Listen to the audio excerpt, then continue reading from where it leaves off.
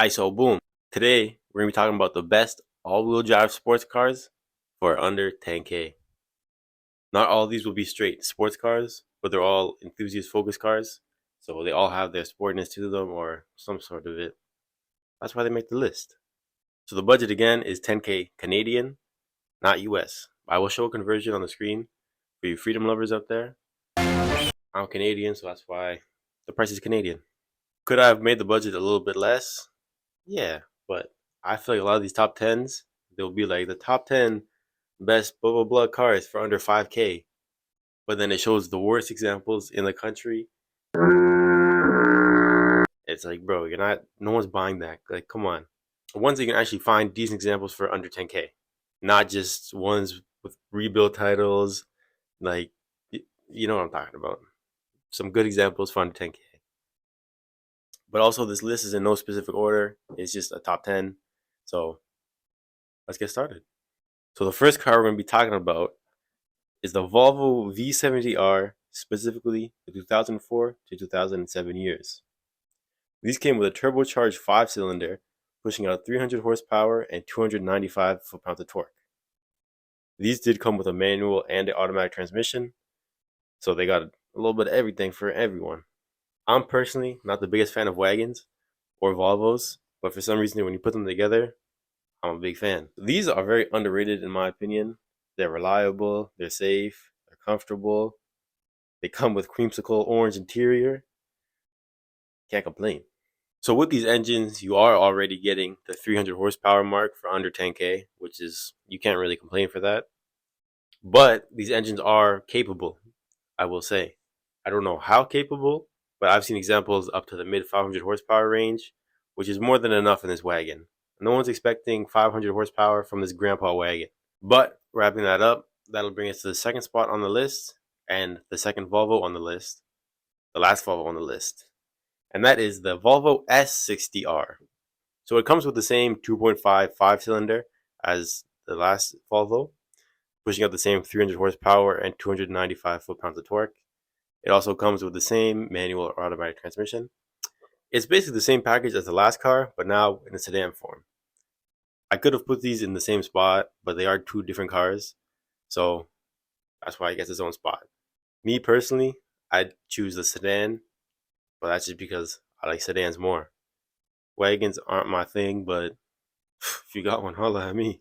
And actually, since I started doing research for this video, I keep getting ads for these cars. I'm seeing them for like 5K, 6K, 7K, and they're clean ads too. Clean cars, everything. If you need something that's underrated, in your budget, powerful, this is for you. But bringing us to our number 3 spot, that'll be the B7 and B8 Audi A4s. So the B7 was produced from 2005 until 2008, and then the B8 took over until 2008 until 2016. In 2013, they became the B8.5. It was the facelift generation. I won't really be including those because you can't really find those for under 10K. So it'll just be 04 to 2012. But these came with a few different engine choices, but I'm going to be talking about the 2.0 turbo one specifically. So the 2.0 in the B7 made 200 horsepower and 207 foot-pounds of torque, and the B8 one came with 211 horsepower and 258 foot-pounds of torque. They were both offered in a manual or automatic transmission, and they both have Audi's infamous Quattro system. So it's perfect for this video. Like any older car, but European car specifically, knowing your maintenance on these is very important. These do have some known recalls, so you do have to look out for those issues, but a lot of them are well known. So a lot of times they can be taken care of, but they also can't. So that's why you can find some for like 2 or 3K. That's because they'll need $10,000 in repairs or something. That doesn't mean you can't find good examples. If you can find one with good maintenance history and all the service records, you should be good. If that's all been taken care of, then the car should be taking care of you too. Aww. But staying on this side of the earth, that'll bring us to, I believe, our number 5 spot. And that's the 4th generation Acura TL. So these came with either a 3.5 or a 3.7 V6, and the 3.5 came with 280 horsepower and 254 foot-pounds of torque, and the 3.7 came with 305 horsepower and 273 foot-pounds of torque. These did come in a manual in, I believe, 2010 was the only year. Again, you can fact check me on that. That's just what Google said. Again, this is another mid-size sedan, but it comes with a powerful engine, all-wheel drive, reliable because it's basically a Honda. So I don't know where you can go too wrong with it. They do come with nice Acura luxury features that a lot of the Hondas won't. So that's always a plus. These cars do have aftermarket support, cosmetically and performance-wise. I've seen these getting around the mid 300 horsepower range, which may not sound like that much of a bump, but with the NAV6, you can only do so much without boosting it. And mid 300 horsepower from this car is more than enough. They sound good for a V6. They move. Don't sleep on the V6. They're quick. Coming in at our number 6 spot, that's going to be none other than the infamous G37 or G35. These I'll put together because they're the same cars but different engines. Yes, I know there's some differences between them, but I'm going to group them together just for sake of the video. The G35 came with a 3.5 liter V6 pushing out 380 horsepower and 270 foot-pounds of torque. This does vary by the year. I believe the later years come with 305 horsepower, and the torque I'm not too sure. But the 3.7 V6 came with 328 horsepower and 269 foot-pounds of torque. These were both offered in sedans and coupes, and both offered with manual or automatic transmissions. Everybody knows about the VQ. Yes, they have a bad rep. Yes, their community can be obnoxious. Yes, a lot of them are abused. But the reason why they're so popular for the younger crowd, they're a good car when they're kept up and when they're not abused. Again, you're getting around the 300 horsepower range for under 10K, which is more than enough if you're a younger guy. You don't need 5, 4, 600 horsepower. You don't. But these cars have a ton of aftermarket support, not only cosmetically, but performance-wise too. You can boost these, you can build these up, you can do a whole lot with these. They're just an all-around car. You can get them in the rear-wheel drive if you want to drift them, but this is an all-wheel drive car video, so that's what we're talking about. I don't have to say too much about the VQ, even though I already did. You should know about it. Get you one. When I was looking for cars, I was looking at G35s before I got mine. My car's on this list, you'll see. But yeah, number 6 spot, VQ. Just that. Bringing us to the number 7 spot on the list, and my favorite car on the list. I am not biased at all. I like this car so much, I've owned one for the last 3 years. Just a coincidence. Just a coincidence. But the beautiful, wonderful, amazing car I'm talking about is none other than the W204 Mercedes C300/C350. So the W204 generation spanned from 2008 and then ended kind of in 2015. That was kind of a weird year where they started making the W205s, but that's only the C63, so I won't count that. Specifically, I'm going to be talking about 2008 until 2011 because that's the pre-facelift generation. So those are typically, a little bit cheaper. You can probably find a facelift for under 10K. If you can, props to you. In my opinion, the facelifts are a lot nicer because they're the facelift. They come with the updated interior, updated exterior, everything. But nonetheless, the pre-facelift is still a beautiful car. The C300 came with a 3-liter V6 with 228 horsepower and 221 foot-pounds of torque. No, it is not a whole lot of horsepower, but for me, it was my first car, so it was more than enough.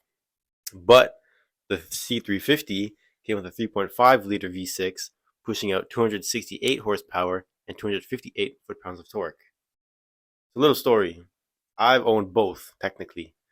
So I bought my C300. This is a bad story to tell, but I bought my C300. I beat it up, bro. I'm not gonna lie. Get him up, let him get up, let him get up, let him get up.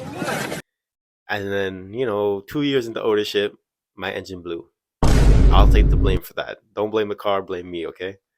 Instead of swapping it with just a 3-liter, I was able to swap it with a 3.5 from a GLK 350. So it's the same engine as a C350. And man, you feel the difference. Again, it's not a buttload of horsepower, but the way the engine delivers it, it's such a torquey engine. It just really, it kicks you back in your seat for the amount of power that it has.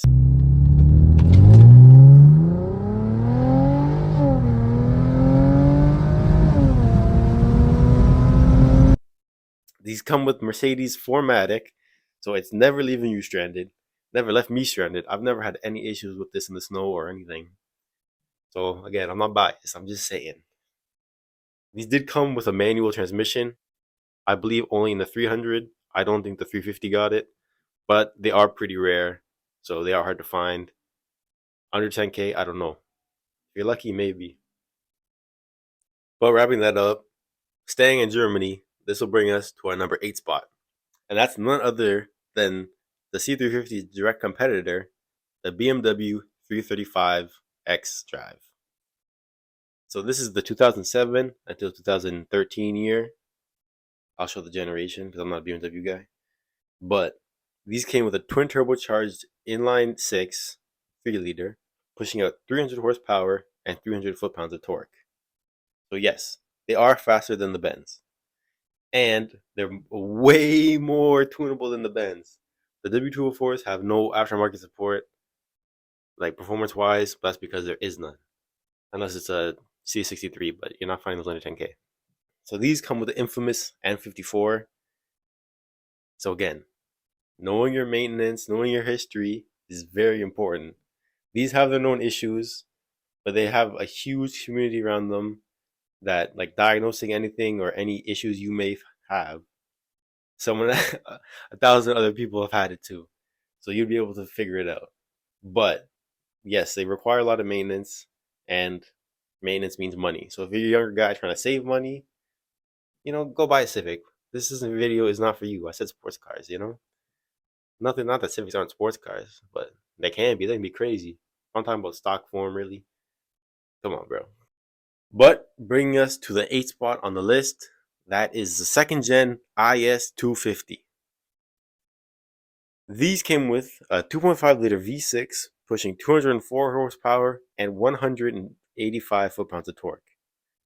Yes, there is the more powerful IS 350, but honestly, those prices right now are crazy. Like, I'm seeing 200 plus kilometers for like 15K for like a 09. It's like, bro, what the heck? We're gonna be talking about the 250 today because you can find them a lot more and they're a lot cheaper. These have crazy aftermarket support. The amount of mod you can do to these tastefully, crazy. Are they that fast? No. But do they look good? Yes. Are they reliable? Yes. Are they good on gas? Yes. They did come in a manual, but it is a lot harder to find. So you will mostly just find the automatics of these.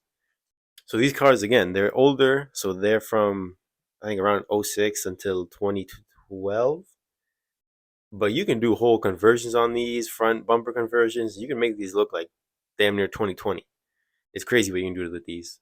But bringing us to the last spot on the list, and the first Korean car of the list, that is the Hyundai Genesis Sedan. So these were made from 2009 until 2014, the years I'm talking about. And these came with either a 3.8 V6 or a 5-liter V8. But we're going to be talking about the V6 today because you won't really find the V8 for under 10K.